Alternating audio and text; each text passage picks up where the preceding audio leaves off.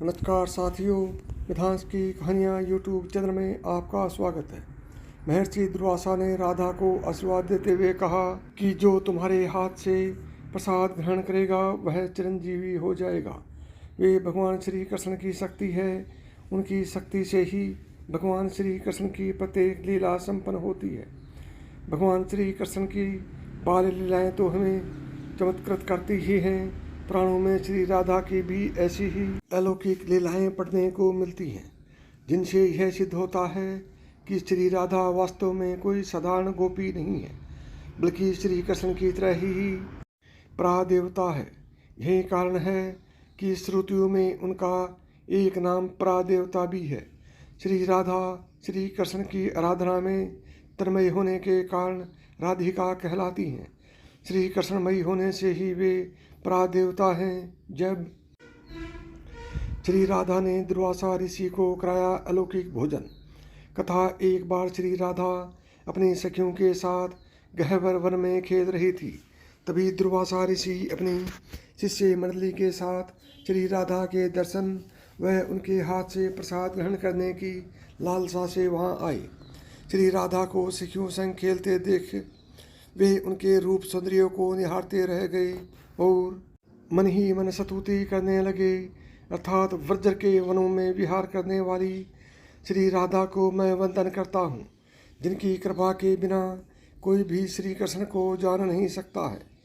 एक बाबा को इस तरह एकटक देखते रहने से श्री राधा डर गई और रोती हुई अपनी सखियों के साथ वृषभानु महल में जाकर माता कीर्ति चंदा के आंचल में छिप गई। माता ने सखियों से जब श्री राधा के रोने का कारण पूछा तो सखियों ने बताया कि वन में एक डरावनी दाढ़ी मूछ वाला बाबा आया है। वह लाली यानी कि श्री राधा को घूर घूर कर देख रहा था। माता कीर्तिदा को समझते देर न लगी कि हो न हो यह बाबा दुर्वासा ऋषि ही है। इसके बाद माता कीर्तिदा श्री राधा व सखियों के साथ गह्वर वन में गई और दुर्वासा ऋषि को श्री राधा व उनकी सखियों सहित अपना परिचय कराया।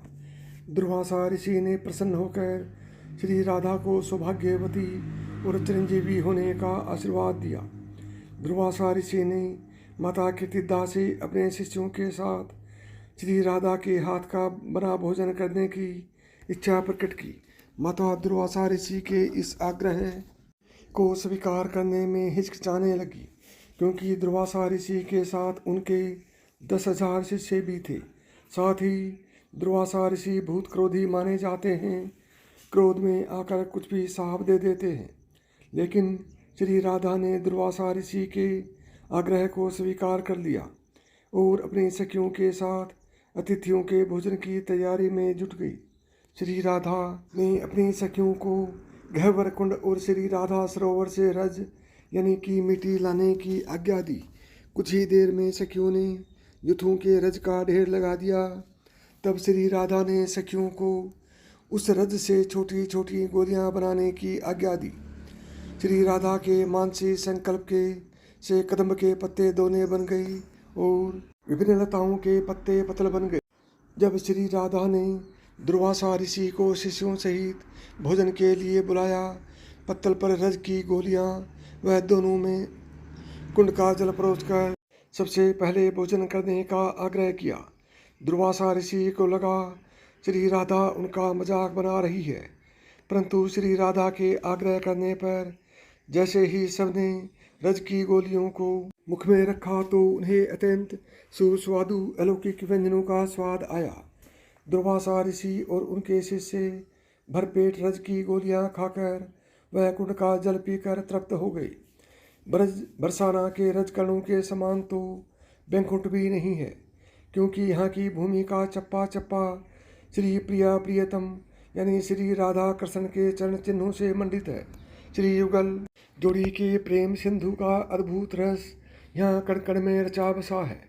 उनके दिव्य अंगों के सुरभ यानी खुशबू से यहाँ की दिशाएं सुवासित हैं। उनके वेणुनाद का माधुर्य यहाँ जड़ चेतन सभी को मदमस्त कर रहा है। देवगण ऋषि मुनि इसी रस के लिए सदा लालायित रहते हैं। दुर्वासा ऋषि ने प्रसन्न होकर श्री राधा को आशीर्वाद देते हुए कहा, जो भी तुम्हारे हाथ से बना प्रसाद ग्रहण करेगा वह चिरंजीवी हो जाएगा।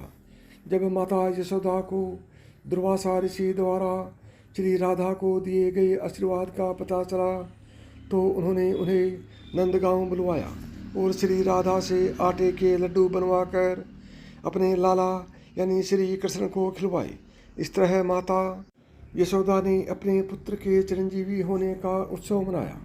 सारे ब्रज में बस यही घोष हो रहा था, रे सुकुमार बालक, रे ब्रज राजकुमार, तू बड़ा होकर चिरकाल तक हम लोगों की रक्षा कर सकेगा।